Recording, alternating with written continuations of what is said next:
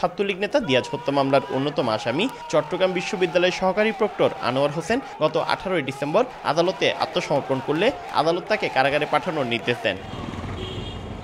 2 মাস কারাগারে থাকার সময় তাকে সহকারী অধ্যাপক পদ থেকে সাময়িকভাবে বহিষ্কার করেছিল বিশ্ববিদ্যালয় প্রশাসন, কিন্তু তিনি জামিনে আসলে তার বহিষ্কারাদেশ প্রত্যাহার করে নেয় বিশ্ববিদ্যালয় প্রশাসন। এবার সহযোগী অধ্যাপক পদে তাকে পদোন্নতি দেওয়ার উদ্যোগ গ্রহণ করায় দিয়াজের পরিবারের পক্ষ থেকে অভিযোগের তীর বিশ্ববিদ্যালয় প্রশাসনের দিকে। নিজেকে আত্মসমর্পণ করা মানে কি? সে এই ঘটনার সাথে সংশ্লিষ্ট, সে আইনের কাছে নিজেকে আত্মসমর্পণ করেছে, তাহলে আইনই তার বিচারটা করবে। ততদিন পর্যন্ত কিন্তু সে ফৌজদারি মামলায় অভিযুক্ত। তো অভিযুক্ত একজনকে বিশ্ববিদ্যালয় প্রশাসন প্রমোশন দেওয়া, এটা খুবই ন্যাক্কারজনক একটা ঘটনা। 2012 সালে বিশ্ববিদ্যালয়ে প্রভাষক হিসেবে যোগ দেন আনোয়ার হোসেন। পরের বছরই তিনি সহকারী অধ্যাপক হিসেবে পদোন্নতি পান। আলোচিত একটি হত্যা মামলায় এজাহারভুক্ত আসামি হওয়া সত্ত্বেও তাকে পদোন্নতি দেওয়ার চেষ্টাকে সহজভাবে দেখছেন না সাবেক এই ছাত্রলীগ নেতা।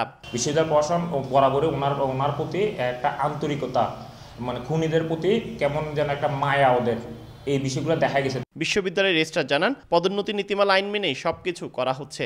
যেহেতু উনি এই মুহূর্তে জামিনে আছেন, জামিনে থাকার পর উনি ওনার ডিউটিতে রিজিউম করেছেন, সেই জন্য আমরা আমাদের নিয়ম অনুযায়ী উনি পদোন্নতির আবেদন করেছেন, সেই আবেদন এখন প্রসেস হচ্ছে। আমরা তার জন্য কোনো ফ্যাসিলিটিসও তৈরি করি নাই, এটা আমাদের নিয়ম অনুযায়ী আমরা কাজটা করব। 2016 সালে বিশ্ববিদ্যালয়ের 2 নম্বর গেট এলাকায় নিজের বাসায় ফ্যানের সঙ্গে ঝুলন্ত অবস্থায় পাওয়া যায় ছাত্রলীগ নেতা দিয়াজ ইরফান চৌধুরীর লাশ। এরপর থেকেই আত্মহত্যা নয়, এটিকে পরিকল্পিত হত্যাকাণ্ড বলে দাবি করছে দিয়াজের পরিবার। আদালতের নির্দেশে দ্বিতীয়বার করা ময়নাতদন্তে হত্যার আলামতও পাওয়া যায়। এ ঘটনায় বিশ্ববিদ্যালয়ের তৎকালীন সহকারী প্রক্টর আনোয়ার হোসেন সহ আরও 10 জনকে আসামি করে দিয়াজের পরিবারের পক্ষ থেকে মামলা করা হয়।